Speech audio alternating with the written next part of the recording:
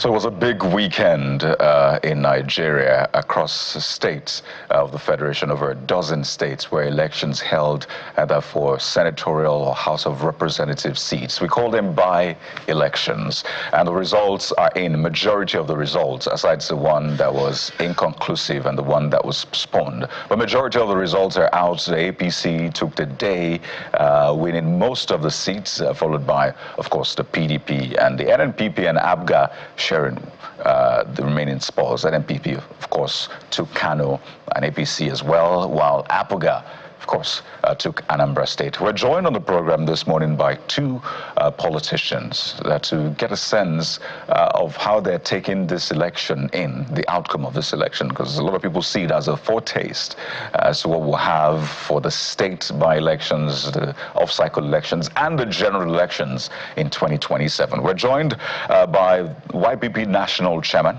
Mr. Bishop Makary, joins us virtually on the program this morning, as well as PDP former legal advisor, Mr. Mark Jacob. Gentlemen, good morning.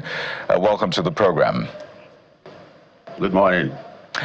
Let me begin. Good morning, Kari. Good morning. Let me begin with Mr. Makary. Jeffrey. Right. Good morning. Let me begin with you, Mr. Bishop Makary. Your party, the YPP, came third for that Anambra South senatorial district. I think for a lot of people, they were focusing on APC, PDP, and Labour Party, and they forgot that YPP is also a major party to beat in Anambra State, particularly after the sad events that happened to a former member of your party, and of course this caused the by-election to hold. But speak to us about the conduct of that election for you in Anambra State. How would you rate it on a scale of 1 to 10? Well, you yourself have given credence to, you say a lot of people are expecting APC, these so-called big parties. And your analysis, I saw you placing ADC already third, until I have to, let me correct that impression. ADC didn't come any third, so it was YPP that came third, even though that's not the position that we aspire to be. But the irony about the whole thing is that it's quite unfortunate that the electorate themselves have compromised their own future to people I would call transactional, gladiators in the political environment. You can see, I'm sure you have your other colleagues who are in the field, or even the feelers from all angles, how vote buying has become the norm in our electoral processes. And I think that is a danger that is looming. Because when this kind of thing continues, what you find is that instead of getting the transformational leadership that we require in all aspects of our political structure or leadership, you continue to have transactional leadership. And that's why when people go to maybe the National Assembly, it's not an institution that we should take so lightly and just send anyhow people to go there in terms of making laws and then also oversight functions, in fact, checkmating the excesses of the executives. So it's really quite unfortunate. I've been in Anambra for some few, let me say 1 week plus now, trying to see how we can put together our team. And then, of course, we had a very robust team. Don't also forget that the Anambra South is the stronghold of YPP in the entire country. That's the place YPP had produced senator, we have produced House of Assembly, we have 2 House of Rep members, even though we know that some of them maybe also have joined the League of the Transactional Leaders, whom some of them have, according to them, they've become to the party. Some are still even in the YPP playing anti-party. But we will deal with all those issues, very decisively, very soon. Those who claim to be in YPP, and their one leg is in YPP, the other is in ABGA, who rather show them the way to live. So and the question about asking me, the scale of whether 1 to 10 or whatever, look, there's nothing to even evaluate, frankly speaking. My heart beats because when I see the people crying for the desired change in this country, and I'm talking about the electorate now, and you continue to see them, you know, affirming the recklessness of these transactional politicians who do not have anything to, no any value to add. They only prepare for elections day, and then they bring money to polling units or whatever to buy votes. I don't really understand. This is so very, I mean, it's a cancer that I think is eating deep into the fabrics of our political lexicon. I think we need to really find a solution to this problem. Otherwise, I'm sorry. I don't know where our people really want to be, because not only it didn't happen only in Anambra, it happened across port. We've seen videos flying everywhere where people are caught, even including some INEC officials that are indulged in this kind of crime. So you know, it puts the question that whether is it, if the politicians are actually misbehaving, should the electorate also join that, you know, their rascality, and then, you know, make the whole process look just, you know, very, very incredible. All right, Mr. Macri, let's take it down to Mr. Mark Jacob, who is the former National Legal Advisor to the People's Democratic Party. Mr. Jacob, let's see how you're assessing this. Well, the APC swept the polls, literally. I think the PDP won only in Ibadan, to the best of my knowledge. Even in Adamawa, where it is also the stronghold, should be the stronghold of the PDP, because you have an incumbent who is a PDP governor. Also, we have a former vice president and a former presidential candidate who is a very towering figure in the politics. But in that particular election, the APC beat them in the game, at least from the result that was announced, as we see. What do you make of what had played out?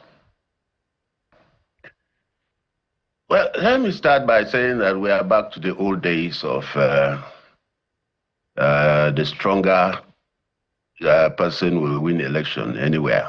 Stronger in terms of being in government or being in control of agencies of government. Kaduna, where I come from, has the record of the PDP candidate for Chikun and Kajuru constituency being abducted by officials of government and 25 other people when they were preparing and strategizing on how to participate in the elections on Saturday. Government officials, agencies of security drove into the place where the candidate and her agents were meeting, preparing to deploy to the polling units, and took them captive. And we saw a situation where the candidate and her supporters, her key supporters who are strategizing, the strategy team, were taken away from the election or from participation until later in the day. And elections were being conducted without the participation of the candidates, because agencies of government took them captive. And people are celebrating. We saw situations where PDP candidates in other places were targeted for arrest just before the election. And then you are celebrating. Nigeria is actually galloping backwards.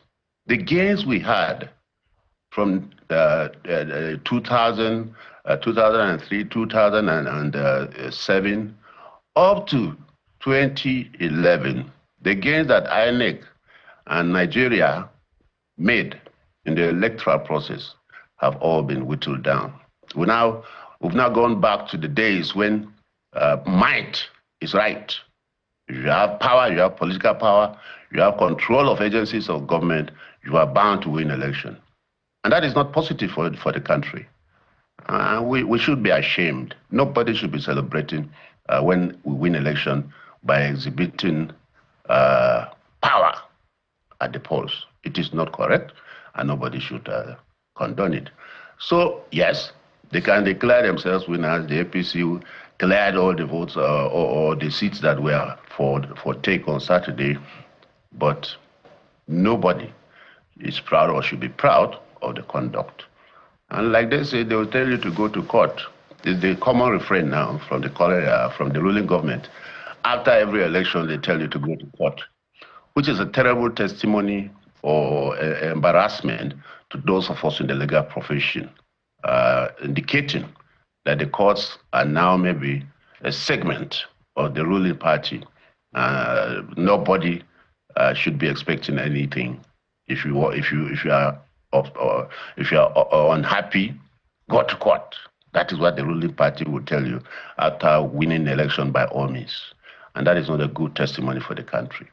So generally, people have won in courts, people have wrestled power, and they are going to the National Assembly or Houses of Assembly with that type of mandate. And that is why nobody should be expecting that they will be working for them. They will be working for the system that recruited and imposed them on the people. Nobody should be expecting a proper management of the legislative houses. The legislative houses that are supposed to checkmate the executive are now just an extension of the executive, because the executive conduct the elections and insist on winning every seat that is up for grabs. And we are watching, but the country is really moving backwards. We are not exceeding as far as political discipline and culture is expected. Right. Democracy is not practicing is not democracy at all. Well, Mr. Mark Jacob, you know, it's interesting what also came up just before the elections, just around the by-election. And I'd like you to speak to it as well. But just to say that we also have joining us now Mr. Victor Giwa, legal practitioner, national coordinator, advocates for people, rights, and justice. He joins us live from our Abuja studio. You're welcome to the program, Mr. Giwa. And this takes us to the next leg of the conversation, which is, related, I must say. And that's the judgment that came from the Canadian court, the federal court in Canada, that has caused a lot of debate. This judgment by that court looked at a previous decision by the Immigration Appeal Division, which is like a tribunal that looks at issues around asylum requests and arrest. And this was a case of a Nigerian, Douglas Eyareva, who sought asylum in Canada, and that case started in 2017. Eventually, the court ruled. But what got a lot of people talking on page 4 of that judgment is a previous decision that was made by the IAD, which says it concluded that the PDP engaged in political violence and subversion, including ballot stuffing, ballot box snatching, voter intimidation, violence, and murder of opposition supporters and candidates in the 2003 state elections and 2004 local elections. And just before I go to Mr. Giwa, I want Mr. Mark Jacob to quickly speak to this, because you're a former legal advisor of the PDP. By the way, the APC was also mentioned, even though the case, they didn't quite go into the case, because they said the PDP zone was enough to make a decision. I wonder what you make of this, Mr. Mark Jacob. Is this the past coming back to haunt the PDP? My first observation on this is that this ruling by the Canadian court exposes Nigeria again and its people as a desperate set of people who have no respect for their country. You want to become a refugee, or you want to run away from Nigeria, and the only way you want to justify your running away is to say that a political party is practicing terrorism, or what do they call it, and that is your ground for seeking residence in another country. How Nigerians demarcate their country freely and happily is something that we must frown against, because you are free to just apply and say, look, I want to leave my country, I want to come and stay in Canada. But such reasons are completely outrageous. And whether we like it or not, everything we do boils down to all of us as a country and as a people. Now, on the issue or the judgment itself, There is no way that court could have exercised jurisdiction to make such pronouncements without the participation of the PDP. The PDP was not a party to that case. And parties, you cannot make conclusions and make outlandish statements or conclusions on people or parties that were not before you. It's a fundamental issue. It's a fundamental principle of law. The court in Canada, to have made a valid judgment, ought to hear the parties before passing such judgment. And I'm sure the PDP National Legal Advisor will respond to that in due course. But I know that such a declaration is not correct without hearing the PDP and any other party, including the APC. There's no way a court of competent jurisdiction would proceed to make such conclusions without hearing the parties. Secondly or thirdly, Nigerians, again, are responsible for whatever befalls us as a people. We cannot demarcate our country continuously and expect that we'll be respected in the Committee of Nations. There is no way somebody will say he wants to leave the country, and the best way to do it is to say that his country is bad and that he's been victimized. Meanwhile, he was leaving the PDP and joining another political party. He left the PDP and joined the APC. Not that he left the PDP and stopped being a politician. No, he left PDP and joined the APC. The little I've read from that judgment is that he was still a politician. He was still a member of another political party that was also receiving the same condemnation by the same court. So he is also caught in the middle of it, that he was not as clean as he wanted to be or portray himself. So the court, like I said, ought to have restrained itself from going into outlandish, unfounded, and unverifiable conclusions. That is my assessment of the entire judgment. All right, let's get to before we go to Mr. Giwa, let's, who is from the CSO. Mr. Giwa, we'll come to you in just a moment.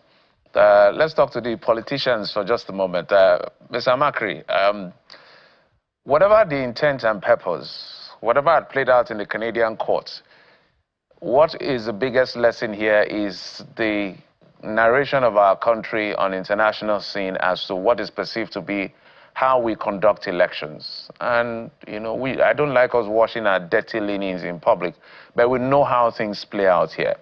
Now it has gotten to those points where we are beginning to see some of this tag. Of course, there was no pronouncement of whether PDP or APC is a terror organization. In fact, if you look at the judgment by the Honorable Judge, it says it refrained from that entirely. So no, APC was not called a terrorist organization. PDP that was heavy on that judgment was not called a terrorist organization. It's the activities in terms of ballot snatching as alleged subversion and all of that.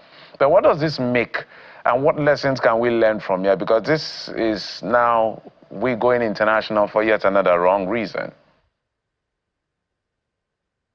Yeah, well, I have a different opinion on this matter.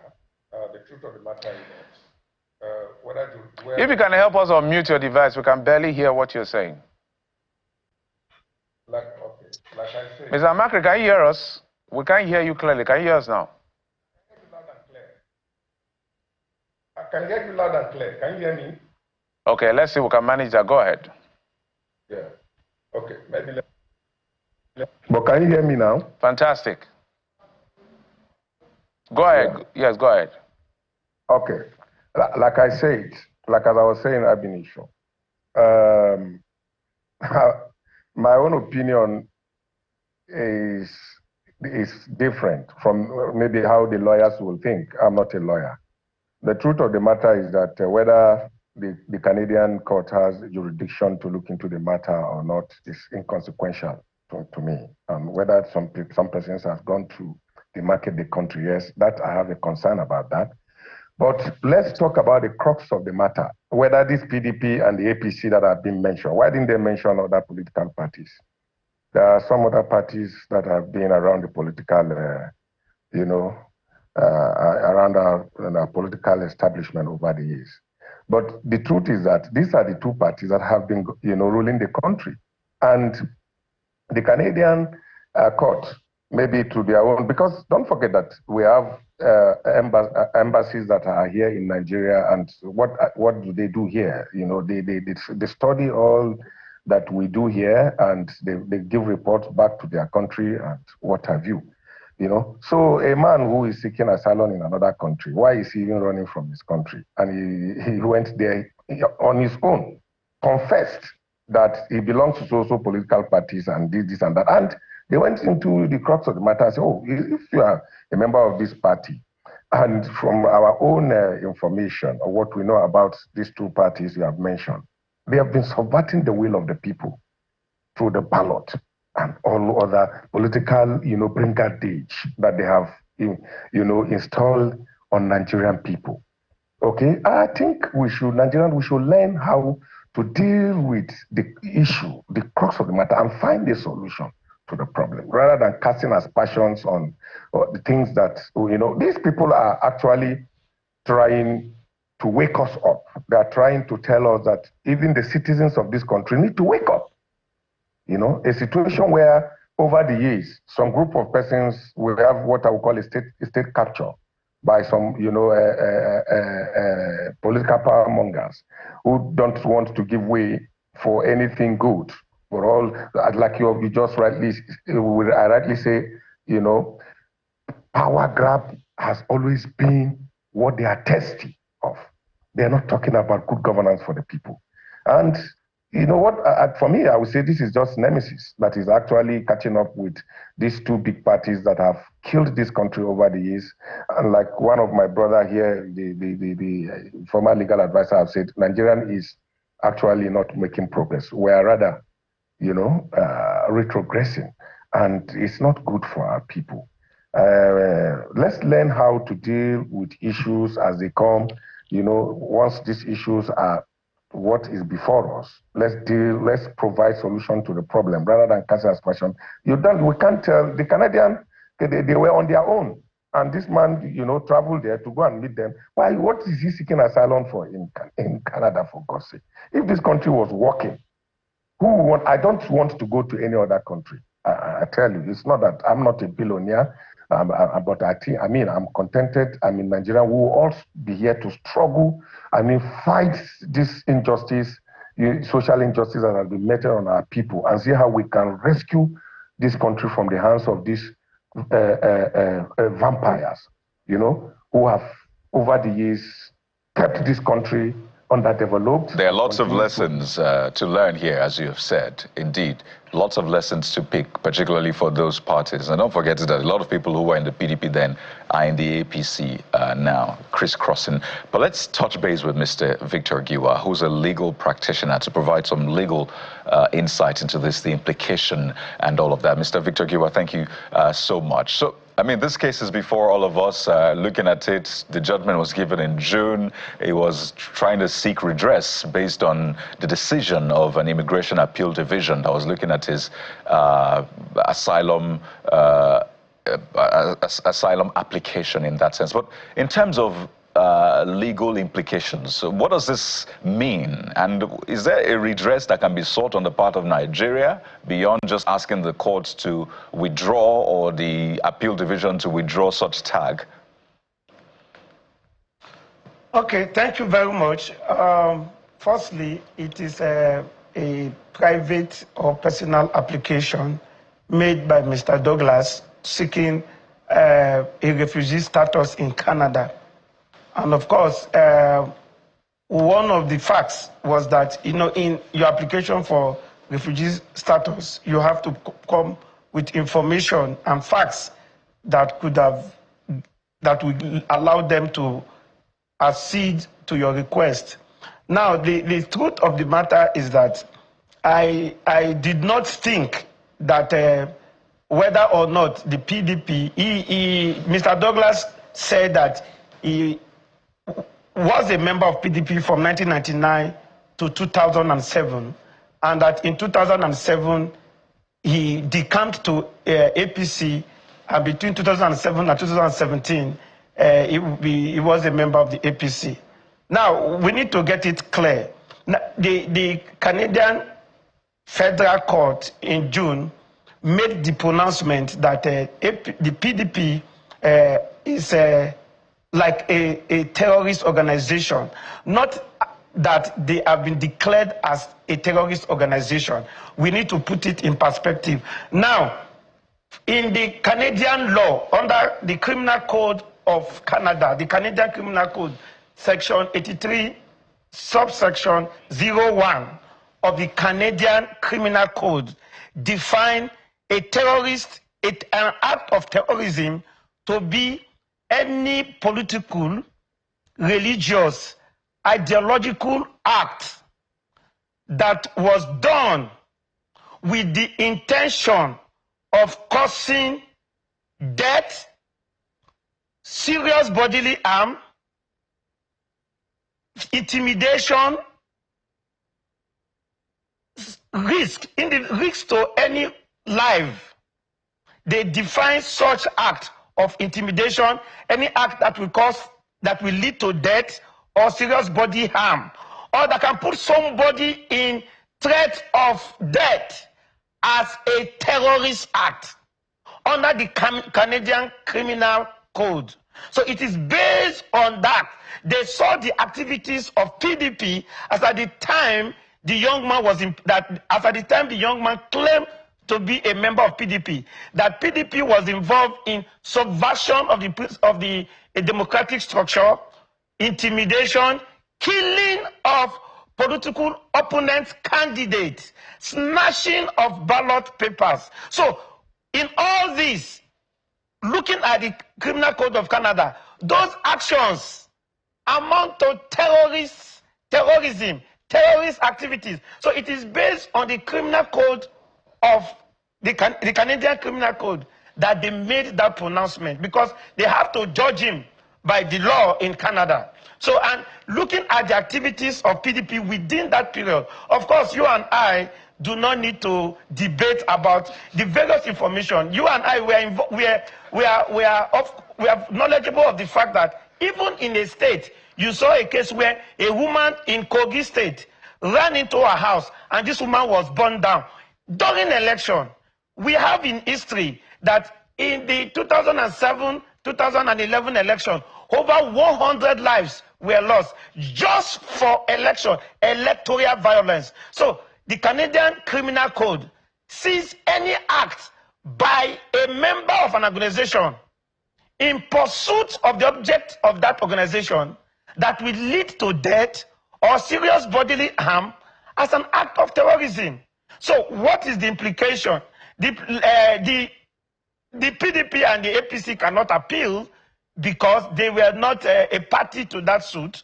It was just a fact that was brought to their knowledge.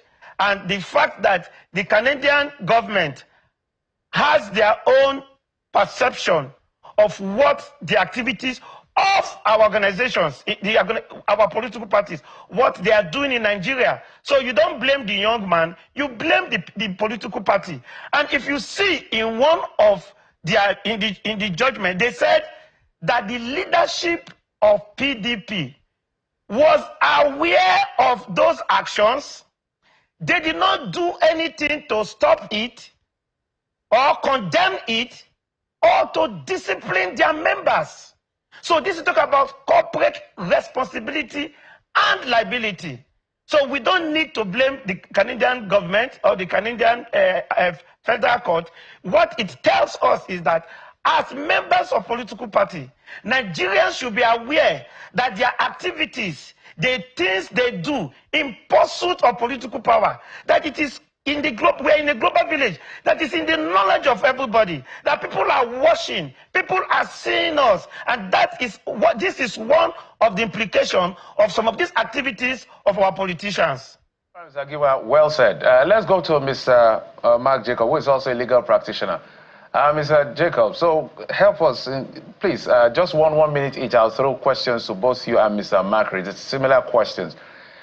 Look at what played out in fact, when I saw the judgment and the arguments as to the tag and the federal government response and the APC's response, I don't know whether the PDP has responded, which was heavily mentioned, and I saw what played out in Anambra, like, oh no, these are the things we're talking about, where the APC governorship candidate in the coming election left his polling unit, and I understand, as alleged, was moving around with security to do whatever it was that was done, and distress call was made. And rather than the police or whoever showed up, it was the deputy governor, also in error. Both of them just, I don't know how to describe it, just breaking the law, both the deputy governor and the APC governorship candidate, literally breaking the law. Because the law is very simple. Your party is a participant in the election. You don't have any movement outside your polling unit. Outside there is only journalists, essential service workers like the police and INEC officials. So what were both of them showing off, power and all of that? So in your concluding, so what should we learn from this? 1 minute, please, both of you gentlemen. Mr. Mark?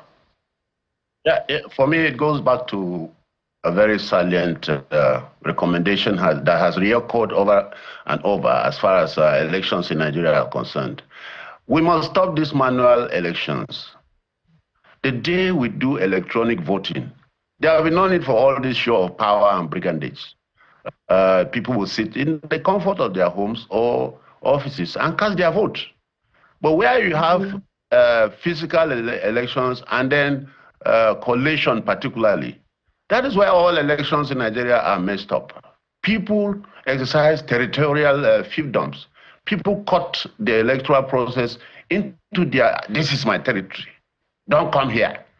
And because you are the strong man there, you manipulate the process as much as you want and return 2 million votes in a situation, in a constituency that has not up to 800 registered voters. We have seen this in many election petitions where people manipulate the process because they are in charge of the environment. They take charge, they take INEC officials hostage, they take the security officials hostage, they take every other political party hostage and write what they want. That is all that showed up in that election in Anambra, where this man wearing a singlet was threatening the deputy governor that I will even burn your car here. That is brigandage, that is territorial control, that this is my area, don't come here, you are not supposed to come here. In truth, the deputy governor can be said to have power to move around the whole state, to monitor the process as a sitting executive. But yes, the electoral law does not allow for such movement. But when there are calls, like you said, the executive must respond, either by going there directly or by directing the security agencies to go there. And I just imagine a situation where the deputy governor wanted to exercise the powers in his hands. And then there will be an altercation. There will be physical shootout. And everybody among the two of them had policemen attached to themselves. What is happening in the country? It's a shame that two powerful men protected by Nigerian police or Nigerian army were confronting each other. And you can see the two sides well guarded, everybody carrying arms. Yes, and they were now waiting for order from them. My apologies. It's a shame. Let's take it to Mr. Makri. Mr. Makri, if you can do this in 1 minute, we'll appreciate your last thoughts. 1 minute might not be enough, but... Anyway. Yeah, we've got time, because we have to move on. Yes. Geoffrey, this is a serious business. The business of nation building is a multi-stakeholder obligation of every citizen. And so for that reason, my proposal, this is my proposal, that there should be a clarion call for electoral reform national confab. Let's have electoral reform national confab, where people will gather, allowing these people that find their way into parliament by all means to think that they are going to give us any befitting documents that will affect, the conduct of election in this country might not, provide a solution. Let's have a confab on this particular matter, where people will come from all walks of life across board, and we deal with the matter and force the parliament to make it a law. That is just my proposal. Well, Mr. Makri, well said yet again. I think we must look inwards. All of these things happening around the same time is yet another pointer that we have a lot of work to do. Mr. Giwa, I'm looking at the court's, the federal court's judgment, and I see what the Honorable Justice did there, referring to the previous decision of the IAD on subversion and arrest, saying that the decision is not unreasonable. And the application for the judicial review must therefore be dismissed. So it's almost like the judge said something without saying it. Sort of upheld the decision of the IAD, the analysis on those parties, and then said, well, I don't need to look at it yet again. Let us just move on. But I think that is a great place to anchor in this, just to give Nigerians more insight on that case. We have to thank you so much. We've been speaking with Mr. Victor Giwa, legal practitioner, who has provided the much-needed insight into that case in Canada. He's also the National Coordinator, Advocates for People Rights, and justice. And by the way, I should say he also monitored the weekend's by-elections. So thank you so much for your time, Mr. Victor Giwa, as well as Mr. Mark Jacob, PDP former legal advisor, and Bishop Amakri, who is YPP national chairman. Thank you so much, gentlemen, for your time. Thank you. But please try and make that correction you made earlier, because your information goes so viral that the ADC thought in Anambra is not true. So well, please help correct it. Mr. Makri, that has been corrected just before I came to, and you referenced that, you admitted that. But let's just show Nigerians yet again the result from Anambra South Senatorial District, just to show you again that result over the weekend. Yes, the YPP came third and the ADC came fourth. So they see that result. The APGA with 90,000, APC with 19,000, and YPP with 6,538. So there you have it, the results from the by-elections. But we have more on the conduct of that election in a moment. Please stay with us.